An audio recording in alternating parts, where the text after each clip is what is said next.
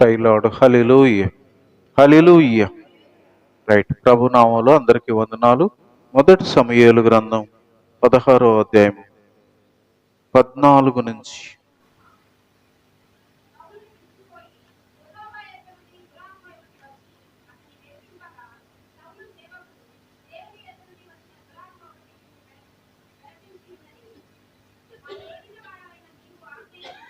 దాసులమైన మేము సిద్ధముగానున్నాము. సితారా చమత్కారముగా వాయింపగల యొకని విచారించుటకై మాకు సెలవిమ్ము. దేవుని యొద్ద నుండి దురాత్మ వచ్చి నిన్ను పట్టినప్పుడెల్లా అతడు సితారా చేత పట్టుకుని వాయించుట చేత నీవు బాగుపడుదువని అతనితో అనిరి.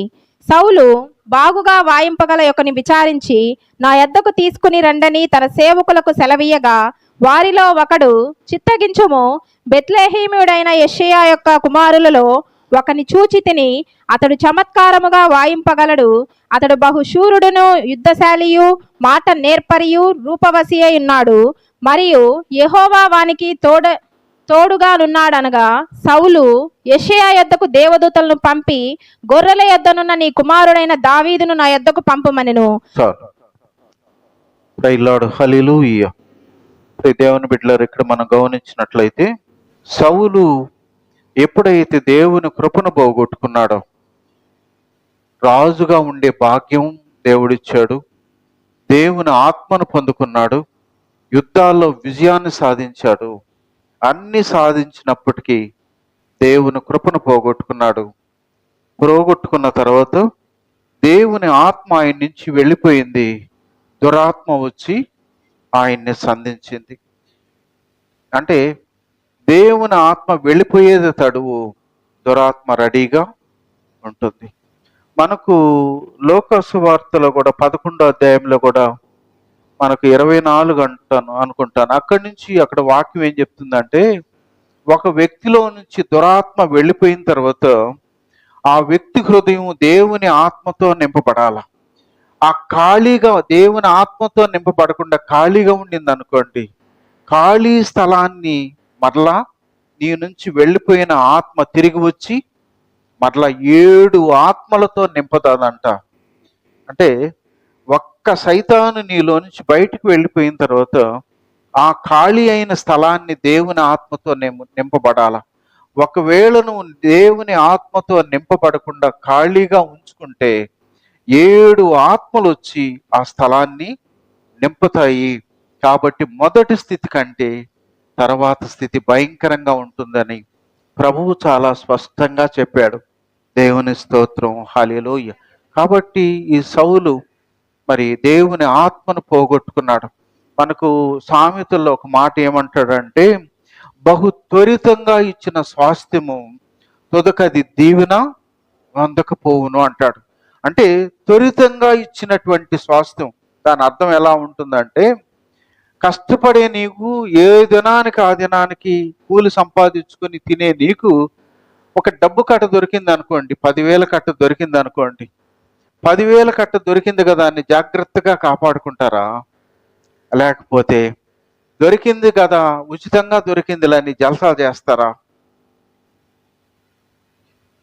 మనం ఎక్కువ భాగం జాగ్రత్త చేసే వాళ్ళు ఉండొచ్చు, కానీ ఎక్కువ భాగం ఉచితంగా దొరికినప్పుడు దాని విలువ తెలియదు.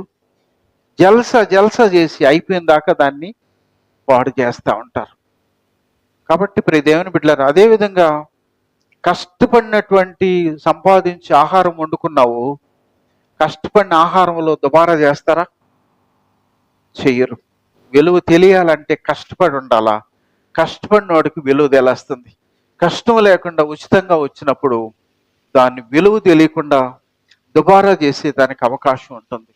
నా ప్రియ దేవుని బిడ్డలారా, ఇతను సౌలు అనేటువంటి ఒక వ్యక్తిని, గాడిదలతో ఉండేటువంటి వ్యక్తిని, గాడిదలు మేపుకునే స్థితిలో ఉన్న ఒక వ్యక్తిని దేవుడు రాజుగా చేశాడు. ఆ వ్యక్తికి దేవుని విలువ తెలియలా, దేవుని ఆత్మ విలువ తెలియలా. నా ప్రియ దేవుని బిడ్డలారా, ఆయన ఒకసారి మనం గమనిస్తే విలువ తెలియనటువంటి వ్యక్తి అని, అతను దేవుడు చెప్పినట్లుగా నిన్ను నా స్వాస్థ్యం మీద రాజుగా నేను నిర్ణయిస్తున్నాను అని సమూయేలు ప్రవక్త ద్వారా రాజుకు చెప్పాడు. రాజు అయిపోయాడు. నా ప్రియ దేవుని బిడ్డలారా, రాజు అయిన తర్వాత ఈరోజు సింహాసనం వచ్చింది, అధికారం వచ్చింది, మంత్రులు, సైన్యాధిపతులు కొన్ని వందల మంది తన చుట్టూ మూగిడారు. తన మాట చెప్తే నిమిషాల్లో జరిగిపోతుంది, ఆజ్ఞ ఇస్తే అది అంత ఫాస్ట్గా జరిగిపోతుంది. ఎంత అధికారము, ఎంత ఐశ్వర్యము, ఎంత ఘనత, ఎంత పేరు వచ్చిన తర్వాత నా ప్రియ దేవుని బిడ్డలారా, గర్వం కూడా వచ్చేసింది. ఎంత గర్వము అని అంటే, నీకు అధికారం ఇచ్చినటువంటి దేవుని మాట వినకపోవటమే అతనికి వచ్చినటువంటి గర్వం.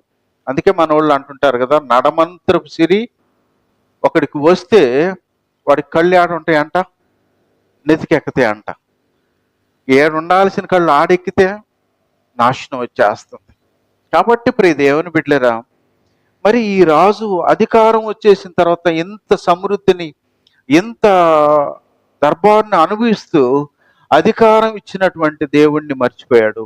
దేవుని మాట వినకుండా వచ్చేసాడు, దేవునికి లోబడకుండా వచ్చేసాడు.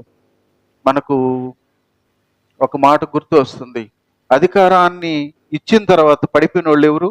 చాలా మంది ఉండారులే పరిశుద్ధ గ్రంథంలో. మనం యెషయా గ్రంథం 14వ అధ్యాయము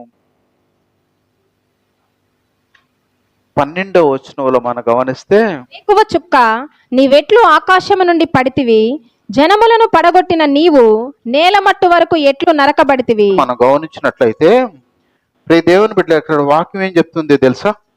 సాతాను దేవుని సన్నిధిలో ఎలా ఉందంట? తేజో నక్షత్రం లాగా ఉందంట, వేకువ చుక్కలాగా ఉందంట. తేజో నక్షత్రం అంటే ఆకాశములో ఒక కాంతివంతమైన నక్షత్రం భూమికి ఎలా కనిపిస్తుంది? ఎంత తేజస్సుతో కనిపిస్తా ఉంది.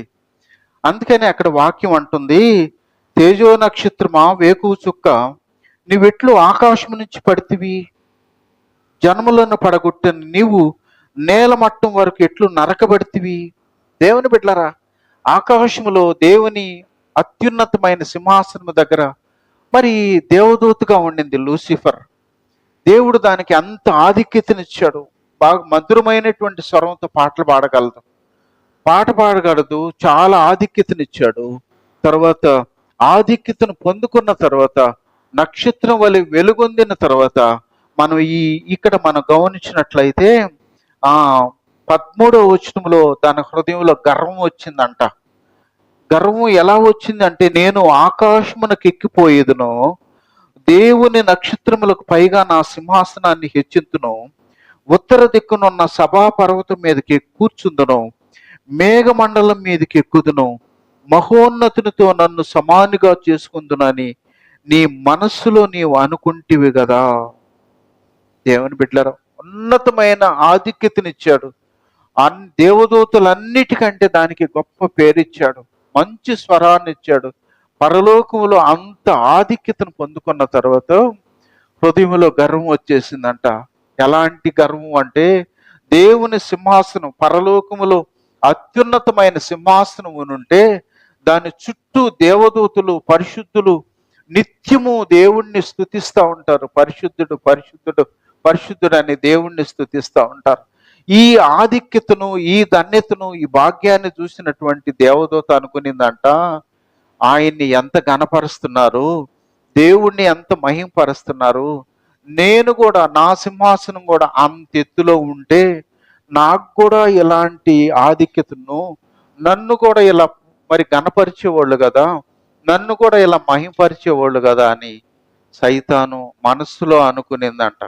దేవుని బిడ్డల వాక్యం చెప్తుంది, మాట మన హృదయానికి రాకమునిపే గ్రహించగలిగినటువంటి దేవుడు. దేవుని బిడ్డలారా, ఎప్పుడైతే ఈ ఆధిక్యత నొందినటువంటి దేవదూత హృదయంలో గర్వం అనేది ప్రవేశించిందో, అందుకనే 15వ వచనం, నరకములో ఒక మూలకు త్రోయబడితివే, నిన్ను చూచువారు నిన్ను నిదానించి చూచుచు ఇట్లు తలపోయుదురు. చాలు చాలు, ప్రైలాడు, హల్లెలూయా. ఎప్పుడైతే గర్వం వచ్చిందో, ఎప్పుడైతే అతిశయం వచ్చిందో, దేవుని మీద హెచ్చించుకునిందో, అక్కడ నుంచి ఒక్క తన్నదంతే ఏడబడిపోయింది, పాతాళంలో ఒక మూలగా పడిపోయిందంట. పరలోకంలో ఉన్నప్పుడు ఒక ప్రధాన దూతగా ఉండింది, గొప్ప వెలుగుతో నింపబడింది. కానీ ఎప్పుడైతే అతిశయించి గర్వం అనేది వచ్చిందో, కింద పడిపోతే ఈరోజు దాని పేరేం మారింది? సైతాను అనేటువంటి పేరు దానికి వచ్చేసింది. నా ప్రియ దేవుని బిడ్డలారా, చాలా ప్రమాదం ఏందో తెలుసా? ఆశీర్వాదానికి ముందు ఏముంటుంది? వినయం ఉంటుంది. పతనానికి ముందు గర్వం ఉంటుంది. జాగ్రత్తగా విశ్వాసుల జీవితాల్లో, ప్రభువులో ఎదిగే మన జీవితాల్లో మనకు గర్వం రాకుండా ఉండాలంటే దేవునిలో మనం ఎప్పుడు వినయం, విధేయత, లోబట్టం ఇలాంటి శ్రేష్టమైన లక్షణాలను మనం కలిగి ఉండాలి. కాబట్టి ప్రియ దేవుని బిడ్డలారా, అందుకనే సైతానుగా మారిపోయి భూమి మీద పాతాళంలో మూలకు పడిపోయింది. ఎందుకో తెలుసా? గర్వించింది కాబట్టి. అందుకని ఈ సౌలు అనేటువంటి రాజు కూడా గర్వించాడు కాబట్టి, నా ప్రియ దేవుని బిడ్డలారా, దానికి పర్యవసానం, దాని గురించి వాక్యం ఏం చెప్తుంది తెలుసా? మనకు సామెతల గ్రంథం 30:13లో కన్నులు నెత్తికి వచ్చిన వారి తరము కలదు, వారి కనురెప్పలు ఎంత పైకెత్తబడి ఉన్నవి. దేవుని స్తోత్రం, హల్లెలూయా. ఏ తరం అంట ఈ బ్యాచి? కన్నులు నెత్తికొచ్చిన తరం. నెత్తికొచ్చిన తరం చివరికి ఎవరి మాట కూడా వింటలేదు? దేవుని మాట కూడా వింటాలా, దేవునికి కూడా లోబట్టంలా, దేవుడు చెప్పినట్లుగా కూడా చేయట్లే. ఎవరు? ఈ నెత్తికెక్కిన కన్నులు నెత్తికెక్కినటువంటి తరం ఉంటుంది. కాబట్టి నా ప్రియ దేవుని బిడ్డలారా, రాజుగా ఉన్నటువంటి ఈ సౌలు, నా ప్రియదన, ఎప్పుడైతే ఆయన హృదయంలో ఈ గర్వం అనేది వచ్చేసిందో, అందుకే దేవుడు అన్నాడు, రాజుగా ఉండకుండా ఇతన్ని నేను తీసేస్తున్నాను అన్నాడు. అంతేకాకుండా నా ప్రియ దేవుని బిడ్డలారా, మరి దేవుని ఆత్మ ఆయనలో నుంచి రిటర్న్ వెళ్ళిపోయింది. ఎప్పుడైతే దేవుని ఆత్మను ఆయన నుంచి తీసేశాడో, ఆయన ఆ 40 సంవత్సరాలు రాజ్యాన్ని పరిపాలించినప్పటికీ, ఇశ్రాయేలు రాజులు మొదటిగా సౌలు 40 సంవత్సరాలు, దావీదు 40 సంవత్సరాలు, మరి సొలొమోను కూడా 40 సంవత్సరాలు. అయినప్పటికీ దావీదు ముదిము వరకు దేవుని కృప తోడుగా ఉండింది. కానీ దేవుని కృపను పోగొట్టుకున్న వాళ్ళు, మొదటిసారి రాజు అయిన సౌలు పోగొట్టుకున్నాడు. తర్వాత మూడో వ్యక్తి అయినటువంటి సొలొమోను కూడా కృపను పోగొట్టుకున్నాడు. నా ప్రియ దేవుని బిడ్డలారా, ఈ రాజుగా ఉండి దేవుని కృపను పోగొట్టుకున్నాడు కాబట్టి, అందుకని అక్కడ సమూయేలు గ్రంథం 28వ అధ్యాయం 5వ వచనములో, ఎప్పుడైతే శత్రువులు తన మీదకు యుద్ధానికి వచ్చేసారో అప్పుడు ప్రార్థన చేసి దానికి మోకాళ్ళు వంగాడు. చదవండి. ఫిలిష్తీయుల దండును చూచి మనస్సునందు భయకంపము నుండి యెహోవా యొద్ద విచారణ చేయగా, యెహోవా స్వప్నము ద్వారానైనను, ఊరీము ద్వారానైనను, ప్రవక్తల ద్వారానైనను ఏమీయూ సెలవీయకుండెను. దేవుని బిడ్డలారా, దేవుడు ముఖాముఖిగా మాట్లాడేటువంటి అనుభవం అయింది.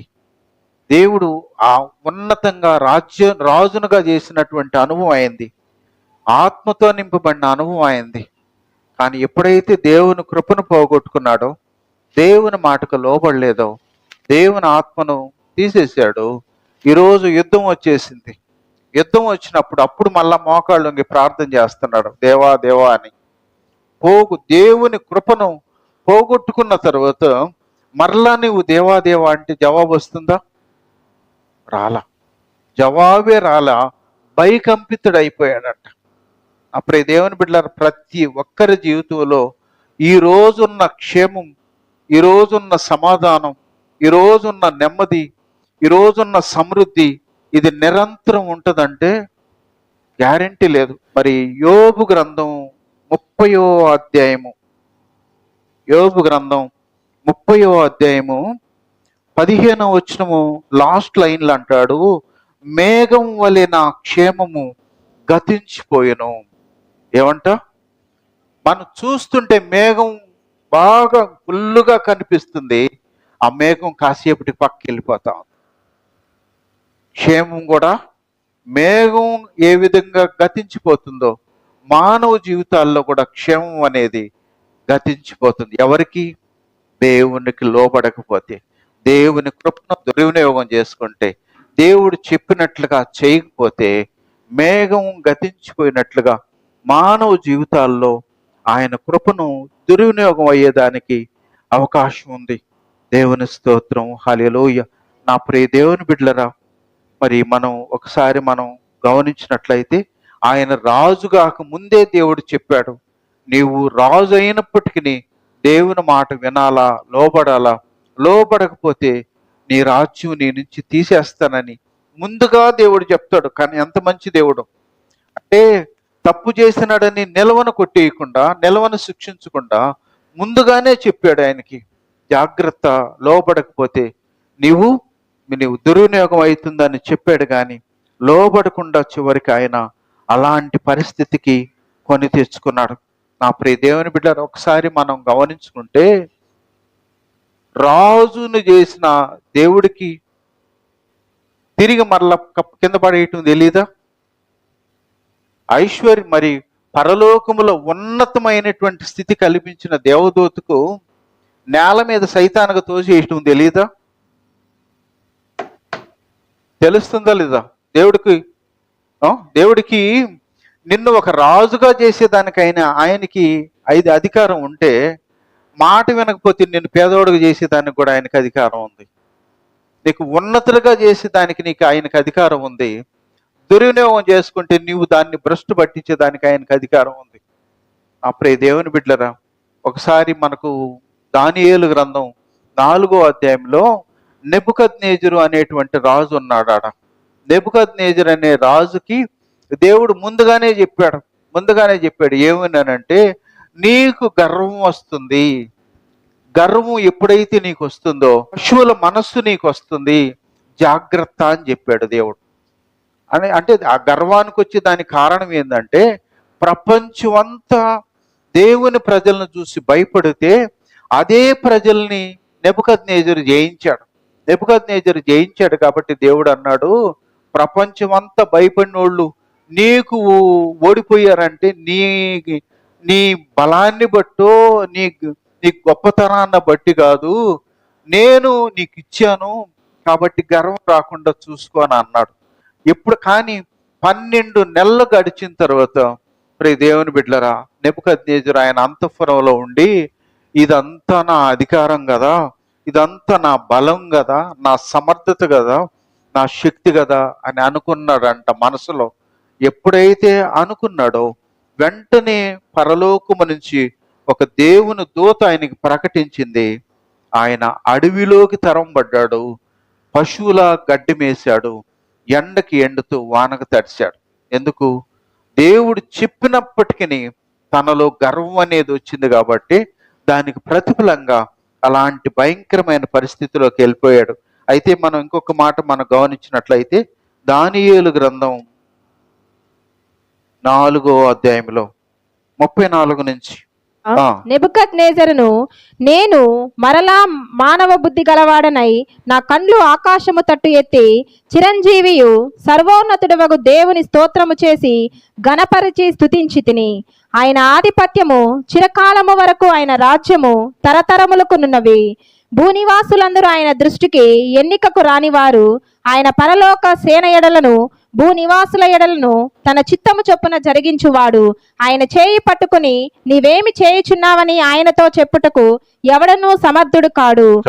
దేవుని బిడ్డలారా, ఎప్పుడైతే ఆయన పశువుల అడవిలో ఉండి గడ్డి మేసాడో, ఎండకి ఎండి వానగా దడిచాడో, ఆ కొంతకాలం గడిచిన తర్వాత అప్పుడు ఆకాశం వైపు ఎత్తి దేవుణ్ణి స్తుతించడం మొదలుపెట్టాడు. ప్రభువా, నువ్వు చెప్పావు గర్వం వస్తుందని చెప్పావు, నిజ నాలో గర్వం వచ్చింది, కానీ అధికారం నీది, ఆధిక్యత నీది, రాజ్యం నువ్వు ఎవరికిస్తే వాళ్ళకు వస్తుంది, కానీ నా జ్ఞానానికి మించి నేను అతిశయించాను, నన్ను క్షమించమని ఎప్పుడైతే దేవుని సన్నిధిలో ఆయన ప్రాధేయపడ్డాడో, గోజారుకున్నాడో, నా ప్రియ దేవుని బిడ్డలరా, మరి 36 నుంచి చదువు మరలా. నా బుద్ధి మరలా నాకు వచ్చెను, రాజ్య సంబంధమగు ప్రభావమును, నా ఘనతయు, నా తేజస్సును నాకు కలిగెను. నా మంత్రులను, నా క్రింద అధిపతులను నా యొద్ద ఆలోచన చేయవచ్చిరి. నా రాజ్యము నాకు స్థిరపడగా నేను మరి ఎక్కువ ఘనత నొంది తిని, ఈలాగు నెబుకద్నేజరును, నేను పరలోకపు రాజు యొక్క కార్యములన్నీయు సత్యములను, ఆయన మార్గములు న్యాయములై ఉన్నవనియు గర్వముతో నటించు వారిని ఆయన అనపశక్తుడనియు ఆయనను స్తుతించుచు కొనియాడుచు గణపరచుచూచున్నాను. దేవుని స్తోత్రం, హల్లెలూయా.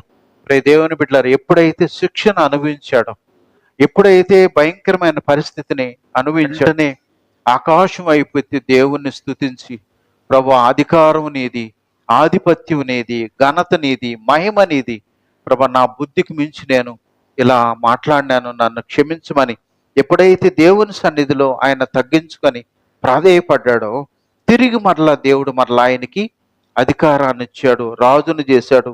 అందుకే రాజును చేసిన తర్వాత ఆయన సాక్ష్యం చెప్తూ అంటాడు, నేను పరలోకపు రాజు యొక్క కార్యాలన్నీ సత్యములు, ఆయన మార్గాలు న్యాయమై ఉన్నవి.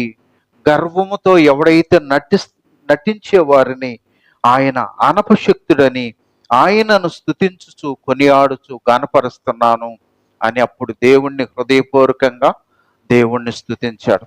ఆ ప్రియ దేవుని బిడ్డలరా, ఒక చేతగాని తండ్రి అనుకో, బిడ్డల మాట విన్నప్పుడు ఏం చేస్తాడు? గమ్ముగా కూర్చొని వాపోతుంటాడు, మాట వింటలేదు. కానీ ఒక సమర్థుడైన తండ్రి ఏం చేస్తాడు? ఇప్పుడు షారు నుంచి రాకెట్ వదులుతారు, రాకెట్ వదిలి ఫెయిల్యూర్ అవుతుంది అన్నప్పుడు పడిపోతుంది అంటే ఏం చేస్తారు సైంటిస్టులు?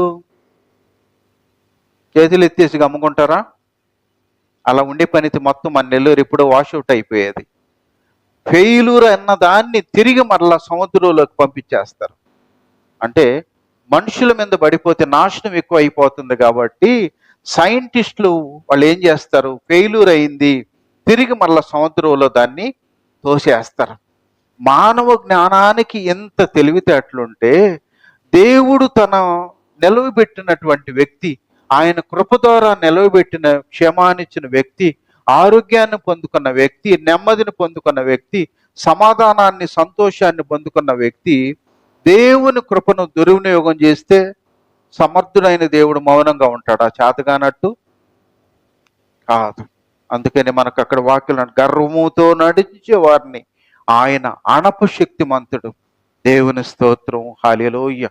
కాబట్టి నా ప్రియ దేవుని బిడ్డలారా, అందుకని వాక్యం చాలా స్పష్టంగా చెప్తుంది, ఎవరు కూడా దేవుని కృప. అందుకు మనకు 2 కొరింథీ 6వ అధ్యాయం 1వ వచనంలో, ఆయన తోడి పనివారమై మీరు పొందిన దేవుని కృపను వ్యర్థము చేసుకొనవద్దని మిమ్మల్ని వేడుకొనుచున్నాను. అక్కడ ఏమంటాడు? మీరు దేవుని కృపను పొందుకున్నారు. దేవుని, వాళ్ళు రాజైనా లేకపోతే మరి అధికారులైనా, నువ్వు నేను మనుషులైనా, మనం ప్రభువు కృపను పొందుకొని రక్షించబడ్డాం. కేవలం కృప ద్వారా మనం రక్షించబడ్డాం. కృప ద్వారా మనం ఆరోగ్యం పొందుకున్నాం. కృప ద్వారా మనకు క్షేమం ఉంది. కృప ద్వారా మనకు నెమ్మది ఉంది, సమాధానం ఉంది. ఇవన్నీ కూడా మన ఏ బలాన్ని బట్టి, ఆధిక్యతను బట్టి కలిగినవి కానే కాదు. అప్పుడు దేవుని బిడ్డలారా, కృపను పొందుకున్న నేను దాన్ని దుర్వినియోగం చేసుకోవద్దని వేడుకుంటున్నాడు అక్కడ భక్తుడు. అంటే పొందుకున్న కృపను దుర్వినియోగం చేస్తే ఆ సౌలుకు బట్టిన పరిస్థితి వస్తుంది, సైతానుకు బట్టిన పరిస్థితి వస్తుంది. ఆ ప్రియ దేవుని బిడ్డలారా, కాబట్టి అలాంటి పరిస్థితి రాకుండా ఉండాలంటే నీకు ఆధిక్యతనిచ్చినటువంటి దేవునికి, నీకు క్షేమాన్నిచ్చినటువంటి దేవునికి, సమృద్ధినిచ్చిన దేవునికి నీవు ఏం చేయాలా? కృతజ్ఞత కలిగి ఉండాలా, నమ్మకంగా ఉండాలని దేవుని వాక్యం చాలా స్పష్టం చేసింది. కాబట్టి ప్రతి దేవుని కృపను దుర్వినియోగం చేసుకుంటే ఏమవుతుంది? దేవుని ఆత్మ వెళ్ళిపోయింది, సైతాను వచ్చి దూరేసింది. కాబట్టి అలాంటి పరిస్థితి రాకుండా ఉండాలంటే మనం దేవుని కృపను దుర్వినియోగం చేసుకోకూడదు అనేది జ్ఞాపకం చేసుకోవాలి. రక్షించబడినటువంటి మనం, రక్షణలో ఎదుగుతున్నటువంటి మనం ఎప్పుడు కూడా రక్షణని దుర్వినియోగం చేసుకోకుండా చూసుకోవాలి. ఒకవేళ దుర్వినియోగం అయితే పరిస్థితి ఏందో తెలుసా? అందుకే మనకు హెబ్రీ పత్రిక 10వ అధ్యాయం 26వ వచనంలో అంటాడు, సత్యమును గూర్చి అనుభవ జ్ఞానము పొందిన తరువాత బుద్ధిపూర్వకముగా పాపము చేసిన ఎడల పాపమునకు బలి ఇకను ఉండదు గాని న్యాయపు తీర్పునకు భయముతో ఎదురు చూచుటయు విరోధులను దహింపబోవు తీక్షణమైన అగ్నియు ఇక ఉండును. చాలు, ప్రైలాడు, హల్లెలూయా.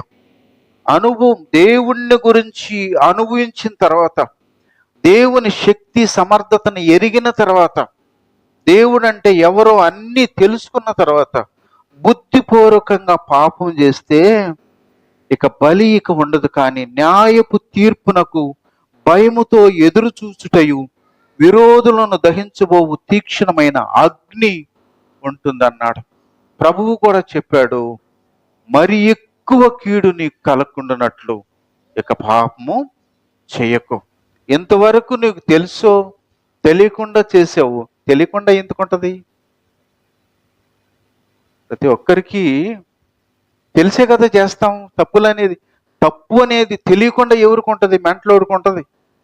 వాడు తినేది గడ్డి తింటున్నాడా ఇంకేమన్నా తింటున్నాడా అనేది వానికి ఉంటుంది. దేవుని జ్ఞానం పొందుకొని దేవుని బిడ్డలుగా ఉంటే మనకు తెలివి లేకుండా ఎందుకుంటుంది? తెలుసో తెలియకో చాలా మంది అంటుంటారు ప్రార్థనలో, ప్రభువా తెలుసో తెలియకో చేసిన తప్పు తెలియక ఏమి చేయలే. ప్రతి తప్పిదము దావీదుకు తెలియకుండానే చేసేసాడా? తెలిసి చేసినటువంటి తప్పిదానికి అంత శిక్ష అనుభవించాల్సి.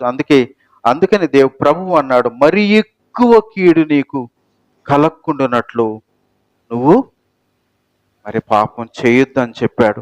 దేవుని స్తోత్రం, హల్లెలూయా.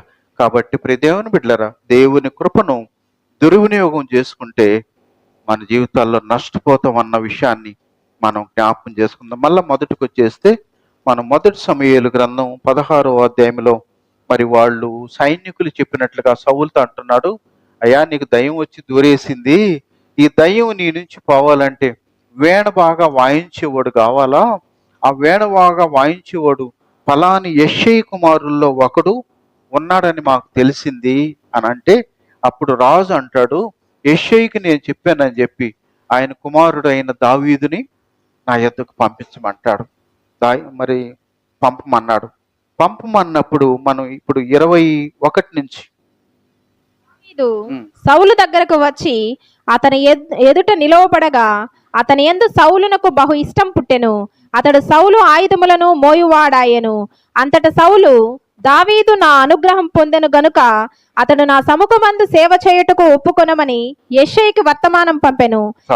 దేవుని బిడ్డలారా, రాజు ఆజ్ఞ ప్రకారంగా యెష్షయి దగ్గరికి పంపించారు. ఆ అడ్రస్ వెళ్ళినాయి, నీ కుమారుల్లో దావీదుని నా దగ్గరికి పంపించమని రాజు ఆజ్ఞ.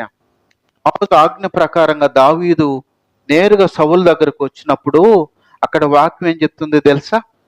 దావీదు సౌలు దగ్గరకు వచ్చి అతని ఎదుట నిలవబడగా అతని యందు సౌలు నాకు బహు ఇష్టం పుట్టెను. సౌలుకి దావీదును చూస్తే బహు ఇష్టం వచ్చేసిందంట. ఎందుకు? గొర్రెలు మేపుకునే వాడు ఎట్లా ఉంటాడు? పశువులు మేపుకునే వాళ్ళ దగ్గర ఎట్లా ఉంటుంది? డ్రెస్ అయినా కానీ, జుట్టు అయినా కానీ, ముఖం అయినా కూడా ఎండకి వానకి తడిచి ఎలా ఉంటుంది? ఇలాంటి గొర్రెలు మేపుకునే స్థితిలో ఉన్నటువంటి దావీదు డ్రెస్ ఎలా ఉంటుంది? రే దేవుని బిడ్డలరా, కానీ సౌలు దగ్గరికి వచ్చినప్పుడు అతను చూడగానే సౌలుకి బహు ఇష్టం వచ్చేసిందంట. అంత ఇష్టం పుట్టేది దావీదులో ఏం చూశాడు సౌలు?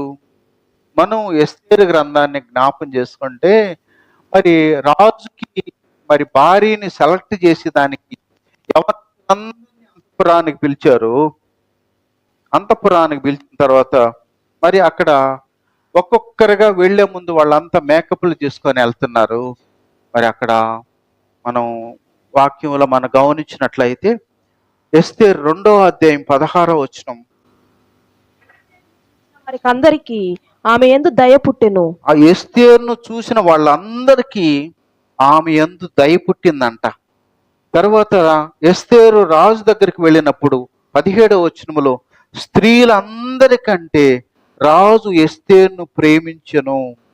దేవుని స్తోత్రం, హల్లెలూయా.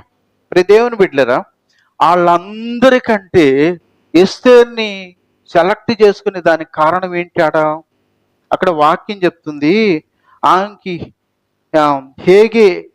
హేగే ఏదైతే మరి ఆమెకి మరి అందంకి నిర్ణయించాడో అంతవరకే ఆమె వచనంలో అక్కడ అన్న మాట ఏంటంటే, ఆ స్త్రీలను కాయు రాజు యొక్క షండుడైన హేగే నిర్ణయించిన అలంకారము గాక ఆమె మరి ఏవియూ కోరల.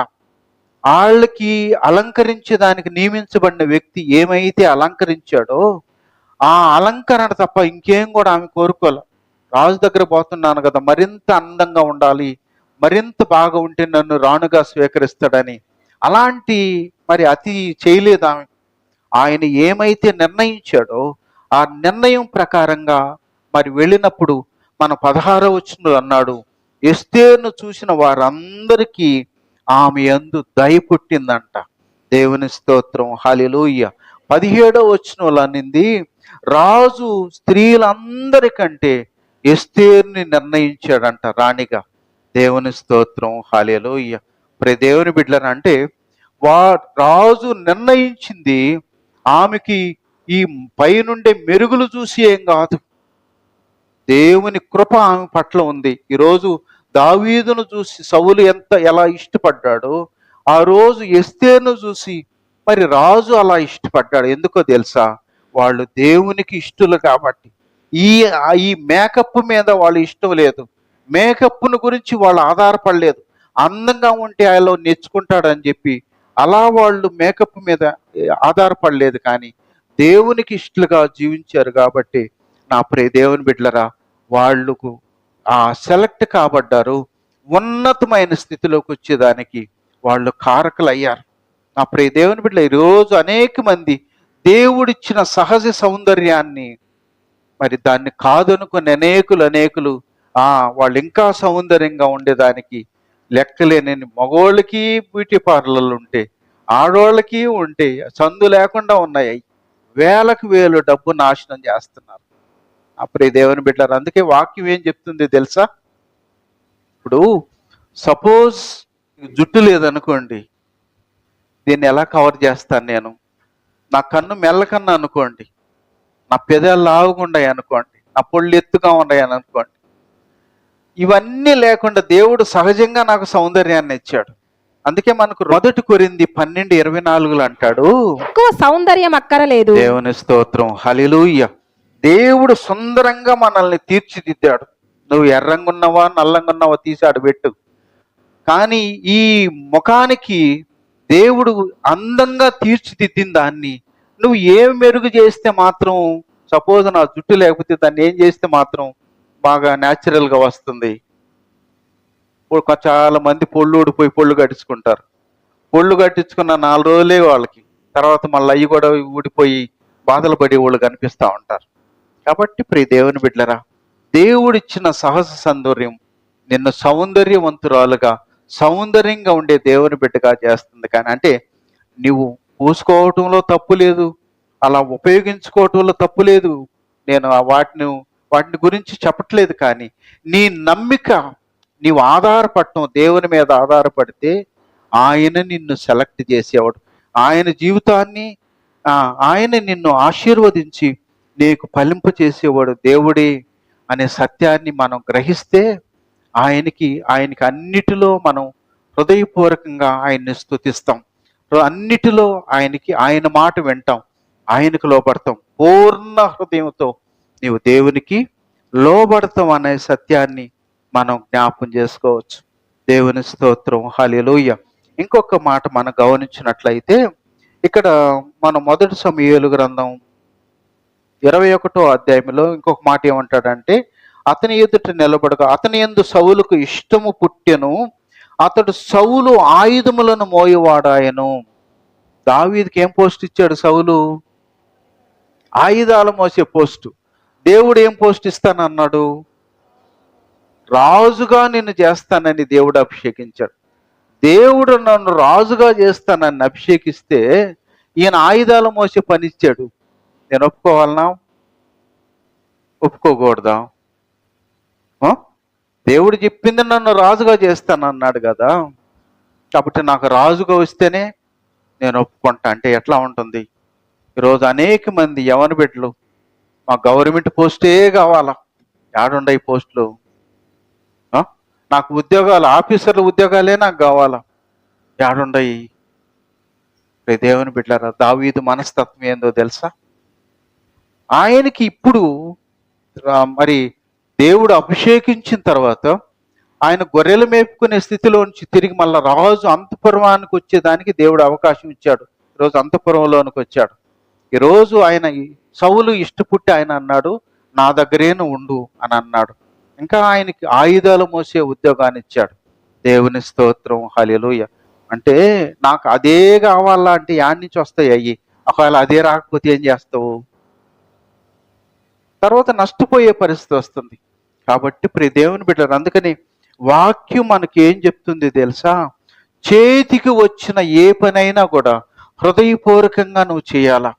ఎందుకంటే బ్రతకాలంటే మనం ఏదైనా చేసేదానికి మనం ఉండాలి, కానీ మనకు ఫలాందే అని అంటే అది దేవుని చిత్తం కాకపోతే. కాబట్టి నా ప్రియ దేవుని బిడ్డలారా, అందుకని దావీదు జీవితంలో ఆయన ఆయుధాలు మోసేటువంటి వ్యక్తిగా ఆయన మార్చబడ్డాడు. నా ప్రియ దేవుని బిడ్డలారా, ఇంకా ఇక్కడ మనం గమనించినట్లయితే ఎప్పుడైతే దావీదు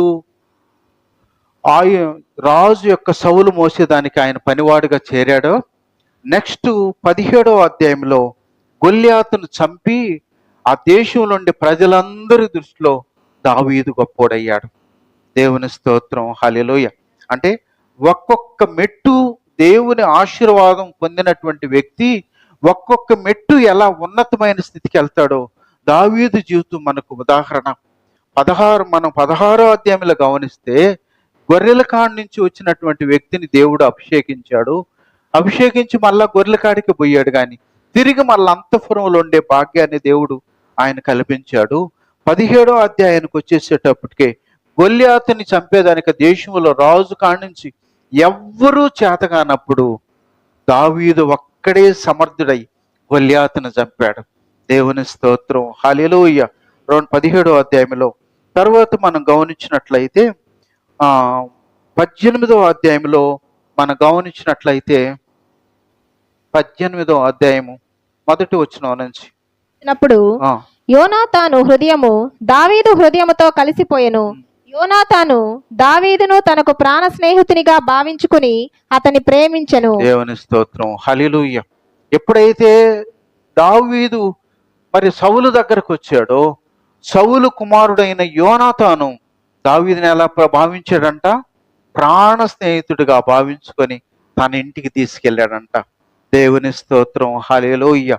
మరి ఇంకా మనం 5వ వచనంలో మనం గమనిస్తే సౌలు తనను పంపిన చోటకెళ్ళను పోయి సుబుద్ధి కలిగి పని చేసుకుని వచ్చెను గనుక సౌలు యోధుల మీద అతను నియమించెను. దేవుని స్తోత్రం, హల్లెలూయా. తర్వాత ఎప్పుడైతే ఆయుధాలు మోసే వ్యక్తిగా ఉన్నాడో ఆ నుంచి మళ్ళా ప్రమోషన్తో ఆయన సౌలు యోధులందరి మీద మరి ఆయన్ని మరి దావీదుని నియమించాడంట. అక్కడ మనం గమనిస్తే ఇంకా మన 13వ వచనంలో అతని తన యొద్ద నుండనీయక సహస్రాధిపతిగా చేసెను. దేవుని స్తోత్రం, హల్లెలూయా. కాబట్టి మరి తర్వాత మళ్ళా సహస్రాధిపతిగా దేవుడు ఆయన్ని ఆధిక్యతనిచ్చాడు. ఇంకా మనం గమనించినట్లయితే 27వ వచనం, దాటక మునిపే లేచి తన వారితో పోయి ఫిలిష్తీలలో 200 మందిని హతము చేసి వారి ముందోళ్లు తీసుకుని వచ్చి రాజునకు అల్లుడగుటకై కావలసిన లెక్క పూర్తి చేసి అప్పగింపగా సౌలు తన కుమార్తె అయిన మికాలును అతనికిచ్చి పెండ్లి చేసెను. దేవుని స్తోత్రం, హల్లెలూయా. ఒక అనామకుడుగా అంతఃపురంలో ప్రవేశించాడు. ఈరోజు ఏ స్థాయికి ఎదిగాడు? రాజుకు అల్లుడైపోయాడు. ఇంకా మనం గమనించినట్లయితే నా ప్రియ దేవుని బిడ్డ, ఇవన్నీ మరి విశదీకరిస్తే చాలా టైం పడుతుంది. కానీ ప్రియ దేవుని బిడ్డరా, దావీదు ఒక్కొక్క మెట్టు ఎదిగేదానికి ఆయన ప్రమేయం ఏమన్నా ఉందా? దావీదు ప్రమేయం ఏమన్నా ఉందా? కేవలం దేవునిలో నమ్మకంగా ఉన్నాడు, దేవునికి ఇష్టడుగా ఉన్నాడు కాబట్టి దేవుడు ఆయన్ని హెచ్చించారు. ఈరోజు అనేక మంది నేను గొప్పోని కావాలా, నేను పెద్ద స్పీకర్ని కావాలా, నేను పెద్ద బోధకుని కావాలా, నేను ఉద్యోగస్తుని కావాలా, నా స్థితి ఎలా ఉండాలా అలా ఉండాలని ఊహల్లో నిర్మించుకొని ముందుకు వెళ్తా ఉంటారు. కాబట్టి ప్రియ దేవుని బిడ్డలారా, అలాంటిది కాదు, కానీ అన్ని ఇవ్వగలిగినటువంటి సమర్థుడైనటువంటి దేవునికి నమ్మకంగా. అందుకే ఆశీర్వాదము ఎవరి ద్వారా వస్తుంది? యెహోవా ఆశీర్వాదము ఐశ్వర్యాన్ని ఇస్తుంది. నీ ఊహించుకుంటే నీకు ఎంత క్వాలిఫికేషన్స్ ఉన్నా, నీకు ఎంత ఆధిక్యత ఉన్నా అవన్నీ నీకు ఊహల్లో ఉండాల్సిందే, కానీ వాస్తవంలోకి రానే రావు. కానీ నీకు ఆశీర్వదించేది ఆయన, ఘనపరిచేది ఆయన, హెచ్చించేది ఆయన, నిన్ను విస్తరింపు చేసేది ఆయన. దేవుని స్తోత్రం, హల్లెలూయా. కాబట్టి నా ప్రియ దేవుని బిడ్డ, ఒకసారి నన్ను కూడా నేను పరిచయం చేసుకుంటే, 10th ఫెయిల్ అయిన తర్వాత అతి కష్టం మీద ఇంటర్లో చేరాను. ఇంటర్ సెకండ్ ఇయర్లో ఉద్యోగం వచ్చేసింది నాకు. చాలాసార్లు కూడా మీకు చెప్పుకున్నా, వాట్ అంటే దాని స్పెల్లింగ్ ఏంది, దాని మీనింగ్ ఏదో కూడా తెలియనప్పుడు దేవుడు నాకు ఉద్యోగం ఇచ్చాడు. దేవుని అట్లని మేము ఎవరు రికమెండేషన్ లేదు, ఏ డబ్బులు లేదు, ఏం లేదు. కేవలం దేవుడే ఇచ్చాడు నాకు ఉద్యోగం. దేవుని స్తోత్రం, హల్లెలూయా. ఆయన ఏమనుకుంటే ఎస్తేరు అనామకురాలు రాణినిగా చేసినటువంటి దేవుడు. మరి దావీదు గొర్రెలెంబడి తిరిగేవాడు, రాజుగా చేసిన దేవుడు. ఆఫ్టర్ నేను కూడా పశువులు మేపేవాడిని. నేను 4th క్లాస్ ఎగ్గొట్టి, చదవనని చెప్పి ఎగ్గొట్టి మా ఊరికి పోయి పశువులు మేపేవాడిని. పశువులు మేపేటప్పుడు తర్వాత జ్ఞానం వచ్చి, ఆ జ్ఞానం దేన్ని బట్టి ఈ విలువ, వాళ్ళు చదువుతున్నారు, పశువులు మేపుతున్నా నేను. కాబట్టి అందుకని ఒకసారి నేను పశువులు మేపే కాడనే ఒక చెట్టు కింద చేరి ప్రేయర్ చేసే, ప్రభువా నేను తిరిగి మరలా చదువుకోవాలని అనుకుంటున్నా, నాకు సహాయం చేయమని తిరిగి ప్రార్థన చేసి ముందుకు వెళ్ళినప్పుడు దేవుని బిడ్డలారా ఆడ నుంచి అలా వచ్చేసింది. కాబట్టి దేవునికి అనుకూలంగా ఉంటే దేవుని ఆశీర్వాదమే హెచ్చిస్తుంది, దేవుని ఆశీర్వాదమే ఉన్నతంగా నిలుపుతుంది. సంఘం నేను ఒక పాస్టర్గా ఉండాలని, అనేక మందికి బోధించే వ్యక్తిగా ఉండాలని లైఫ్లో నేను ఎప్పుడు అనుకోలేదు. ఇది కూడా కేవలం ప్రభువు కోసం ఒక ఆత్మను సంపాదించాలనే ఆశ మాత్రమే ఉండింది, కానీ సంఘాన్ని గురించి ఆలోచన నాకు ఎప్పుడూ లేదు. కానీ దేవుని మహాకృప, మరి ఉద్యోగాన్ని ఎలా పొందుకున్నానో సంఘాన్ని కూడా దేవుడు అలా ఇచ్చాడు. దేవుని స్తోత్రం, హల్లెలూయా. కాబట్టి ప్రియ దేవుని బిడ్డలారా, దావీదు అంత స్థితిని పొందుకునేదానికి ఆయన ప్రమేయం ఏమాత్రం లేకుండా దేవుని కృప ద్వారా ఎలా పొందుకున్నాడో, దేవుని ఉచితమైన కృప ద్వారా నేను కూడా అలాంటి ఆధిక్యతను పొందుకునేదానికి దేవుడు సహాయం చేశాడు. కాబట్టి మనకు రోమపత్రిక 2వ అధ్యాయంలో ఒక మాట ఉంది, ఆయనలో పక్షపాతం లేదు. దేవుని స్తోత్రం, హల్లెలూయా. కాబట్టి పలానోళ్ళు బాగా మాట్లాడతారు, పలానోళ్ళు బాగా అందంగా ఉంటారో వాళ్ళని హెచ్చించాలనేది కాదు. ఎవడైతే ఆయన మాట వింటాడో, ఎవడైతే లోబడతాడో, ఎవడైతే చెప్పినట్టు చేస్తాడో వాళ్ళని ఆశీర్వదిస్తాడు, వాళ్ళని హెచ్చిస్తాడు, వాళ్ళ జీవితాల్లో సమృద్ధిగా నింపుతాడు. కాబట్టి నా ప్రియ దేవుని బిడ్డలారా, ప్రభువుకి మహిమార్థమై మనం గమనించాలి. కానీ నాకు అవి కావాలి, ఇవి కావాలని మనుషుల మీద గురి పెట్టుకొని మనం చాలాసార్లు ప్రయత్నాలు చేస్తూ ఉంటాం. కానీ మనుషుల మీద కాదు, మనుషులు కాదు మనల్ని హెచ్చించేది. అయితే మనకు వాక్యం ఏం చెప్తుంది తెలుసా? దేవుడు ఏం చేస్తాడని అంటే, మనం మనుషుల వైపు కాకుండా దేవుని వైపు మన గురిపెట్టి ఆయనకు నమ్మకంగా ఉంటే, అందుకే 101వ కీర్తన 6-7 వచనాల్లో, వారిని నేను కనిపెట్టుచున్నాను, నిర్దోష మార్గమందు నడుచువారు నాకు పరిచారకులగుదురు. దేవుని స్తోత్రం, హల్లెలూయా. అనేకులు మనుషులు ఇచ్చించాలా, మనుషులు నాకు మేలు చేయాలా, మనుషులు నాకు ఈ విధంగా సహాయం చేయాలని మనుషుల వైపు చూస్తూ ఉంటే, దేవుడు ఎవరి వైపు చూస్తున్నాడు? నమ్మకస్తుల వైపు చూస్తున్నాడంట. ఎవడు నమ్మకంగా ఉంటాడో, ఎవడు చెప్పిన మాట వింటాడో, ఎవడు లోబడతాడో, ఎవడు విధేయత చూపుతాడో అలాంటి వాళ్ళు ఆయనకి కావాలంట. ఎందుకయ్యా అంటే, నిర్దోష మార్గమందు నడిచేవారు నాకు పరిచారకులగుదురు. దేవుని స్తోత్రం, హల్లెలూయా. చాలా మంది మరి సంఘాలు కట్టుకోవాలని ప్రయత్నం చేసిన వాళ్ళు చాలా మంది ఉన్నారు. మన గంగారంలో కూడా సంఘాలు కట్టాలని ఎంతో మంది ప్రయత్నాలు చేశారు. కానీ వాక్యం ఏమంటుంది తెలుసా? ఆయనకి నమ్మకస్తులుగా ఉంటే, ఆయన ప్రణాళికలో ఉంటే వాళ్ళని ఇచ్చిస్తాడు, వాళ్ళ ద్వారా తన కార్యం చేస్తాడు. నేను సంఘం కట్టుకోవాలని నా హృదయం మంచిది కాకపోతే ఎలా ఇస్తాడు? కాబట్టి నా ప్రియ దేవుని బిడ్డలారా, సౌలు జీవితంలో ద్వారా మనం ఏమి నేర్చుకున్నామంటే, నువ్వు నేను కూడా ఆయన కృప ద్వారా ఈరోజు ఆయన కుమారులుగా, కుమార్తెలుగా భాగ్యాన్ని పొందుకున్నాం. ఆయన రాజ్యానికి వారసులుగా మనకి ధన్యతనిచ్చాడు, భాగ్యాన్ని ఇచ్చాడు. దాన్ని మనం దుర్వినియోగం చేసుకోకుండా, అందుకనే ఫిలిప్పి 2:12 అన్నాడు, భయముతో వణుకుతో మీ సొంత రక్షణని మీరు జాగ్రత్తగా కాపాడుకోండి. బంగారాన్ని, విలువైన వస్తువుల్ని నువ్వు ఎలా జాగ్రత్తగా కాపాడుకుంటావో, ప్రభువు నిన్ను నీ కోసం ప్రాణం పెట్టి రక్తం వెల చెల్లించి నీకు రక్షణ ఇచ్చారు. రక్షణ ఏందో తెలుసా? ఈ లోకంలో మనం వెళ్ళిపోతే మన ఆత్మ ఆడికి వెళ్ళి పరలోకములో ప్రభువుతో యుగయుగాలు ఉండగలిగేది రక్షణ. అది మనకు దేవుడిచ్చిన దాన్ని. దేవుడిచ్చిన దాన్ని అనేక మంది నిర్లక్ష్యం చేసి నామకార్థంగా ఈ భక్తి చేసే వాళ్ళు కనిపిస్తూ ఉంటారు. కానీ వాక్యం చెప్తుంది, సౌలు దుర్వినియోగం చేసుకున్నాడు, సైతాను దుర్వినియోగం చేసుకొని సైతానుగా మారిపోయింది. నువ్వు నేను కూడా దుర్వినియోగం చేసుకుంటే మనం కూడా వాళ్ళకి పట్టిన పరిస్థితి మనకు వస్తుంది. అలా కాకుండా ఉండాలంటే ఆయనకి నమ్మకంగా ఉండాలా. ఇంకొక మాట చదివి నేను ముగించేస్తాను. వాక్యం 1 తిమోతి 6:6. సంతుష్టి సహితమైన దైవభక్తి గొప్ప లాభ సాధనమై ఉన్నది. హల్లెలూయా. సంతుష్టి సహితమైనటువంటి, తృప్తి కలిగినటువంటి భక్తి, తృప్తి కలిగినటువంటి జీవితం.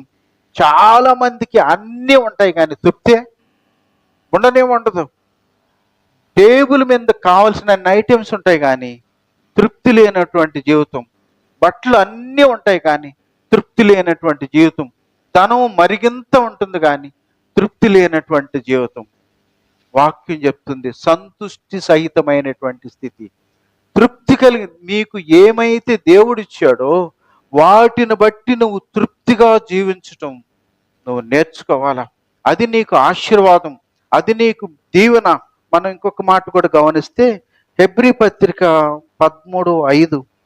మీకు కలిగిన వాటితో తృప్తి పొంది ఉండుడి. హల్లెలూయా. మీకు కలిగిన వాటితో ఏమైతే మీరు కలిగి ఉన్నారో, ఒకసారి నేను నా పరిస్థితి ఏందో తెలుసా? నాకన్నా గొప్పోడిని చూడండి, నేను వాళ్ళలాగా నేను ఎప్పుడు కాలేను. నాకన్నా తక్కువని చూస్తే వాడికన్నా నేను ఎన్నో రెట్లు బెటర్గా ఉంటాను కదా. కాబట్టి దేవానికి స్తోత్రం, వీడికన్నా నేను బెటరే. నన్ను ఈ స్థితిలో ఉంచిన దానికి నీకు వందనాలని దేవునికి హృదయపూర్వకంగా కృతజ్ఞతలు చెల్లిస్తాం. అందుకనే సంతృప్తికరమైన మరి మీకు కలిగిన వాటితో ఏమైతే మనం కలిగి ఉన్నామో, ఏదైతే దేవుడు మనకిచ్చాడో వాటన్నిటిని బట్టి మనం తృప్తికరంగా హృదయపూర్వకంగా దేవుణ్ణి స్తుతించే వరంగా మనం ఉండాలి. అలా ఉండగలిగే మనసు మనకి ఎప్పుడైతే ఉంటుందో వాటి ఇచ్చినటువంటి దేవుణ్ణి మనం విడిచిపెట్టం. ఎల్లప్పుడూ ఆయన కృతజ్ఞత కలిగి నమ్మకంగా ఉంటాం. అలా నువ్వు నేను ఉండాలని దేవుడు ఇష్టపడుతున్నాడు. దేవుడి మాటలు ఆయన వెనుకల్లో దీవించును గాక.